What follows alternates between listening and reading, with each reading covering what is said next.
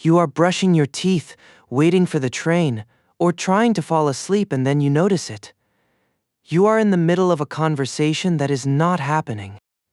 You say your line, they react. You clarify, they misunderstand. So you start again, this time with better wording. Maybe it is a difficult conversation with your manager. Maybe you're asking someone out. Maybe you're explaining why something hurt you. The other person is not there, but somehow you are performing both roles. This can look like pointless overthinking, but imagined conversations are not automatically a sign that something is wrong. They can be a form of preparation. Your mind is trying to turn a socially uncertain moment into something it can inspect before you enter it. The interesting question is not simply, why do I talk to people in my head? It is, when does that private rehearsal prepare you for a real conversation? And when does it quietly replace one? Inner speech is not always a single narrator reading your thoughts aloud. For many people, at least some of the time, it has a dialogic shape. One part speaks, another answers. You can borrow the voice, expression, or likely objection of someone you know.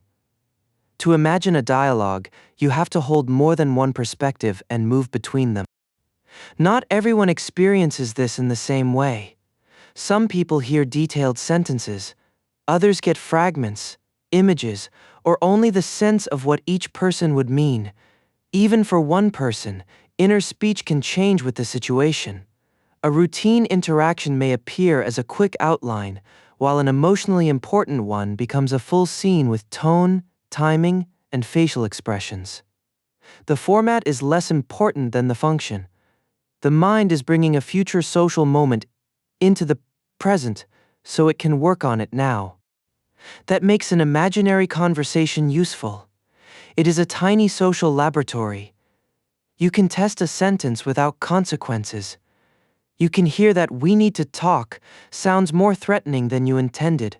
You can discover that your 5-minute explanation is really hiding one simple request. You can notice the point where you become defensive. In other words, rehearsal can convert a vague emotional problem into language. And language matters because important conversations are rarely difficult only because we do not know the facts. They are difficult because several goals collide. You want to be honest but not cruel, clear but not controlling. You want to protect the relationship and also protect your boundary. You want to be understood, but you cannot control the listener. Rehearsal offers a temporary solution. Control the version of the listener inside your head.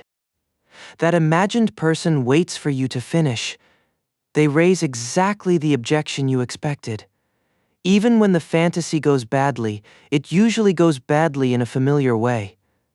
The uncertainty becomes a script, and a script feels safer than an unwritten scene.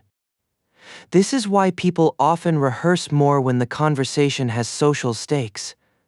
A small request to a stranger may need no preparation. A request that could change how a friend, partner, or manager sees you can feel very different. Now you are not only choosing words, you are predicting evaluation. That prediction can be useful. Mental simulation works best when it helps prepare a process, what you want to say, what information you need, and how you might respond if the first plan fails. In experimental work on other kinds of goals, imagining the steps of a process has supported planning more effectively than imagining only the perfect outcome. But conversations introduce a problem that an exam plan or a physical routine does not.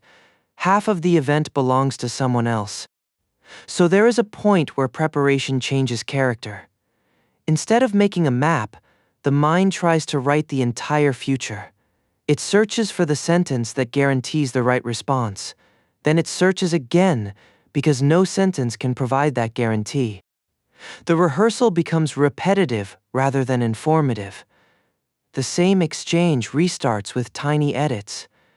The imagined listener becomes harsher. Your attention shifts away from the message and toward monitoring yourself. How will my face look? Will my voice shake? What if I pause too long? What if they think I'm difficult? Research on anticipatory processing before speeches captures this mixed pattern. Some preparation can feel helpful and may improve how people judge their performance, but threat-focused anticipation can also increase anxiety and negative self-images, especially for people who already feel highly socially anxious.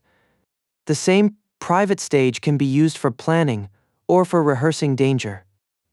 From the inside, those two modes can feel almost identical. Both involve thinking ahead. The difference is what they produce. Useful rehearsal leaves you with something you can carry into the room. One clear message, a realistic next step, or a better opening sentence. A loop leaves you with a demand for more rehearsal. It says you are almost ready, but only after one more version. There is another cost. The more detailed your private script becomes, the easier it is to mistake deviation for failure. The real person hesitates where your imagined person answered immediately. They ask an unrelated question. They make a joke. Suddenly you are not listening to them, you are comparing them with the rehearsal. The script that was supposed to make you flexible can make you brittle. A better goal is not to stop imagining conversations. It is to change what you rehearse. Instead of predicting every line, prepare 3 things. First, the message. What is the one idea you want the other person to understand? Not your full speech. One sentence. I cannot keep taking calls after work. I would like more notice before plans change. I am interested in seeing you again. Second, the range. Imagine 2 or 3 broad responses: receptive, uncertain, and defensive. Do not write their dialogue. Ask what you would need in each direction. This keeps the simulation connected to process rather than fantasy. Third, the return. Prepare one sentence that helps you come back when the conversation surprises you. Give me a second. I want to answer that properly. Or, that is not what I expected. But the main thing I want to explain is this. That sentence is different from a perfect script. It assumes you will lose your place. It makes room for the other person to be real. And that may be the deepest reason we rehearse conversations.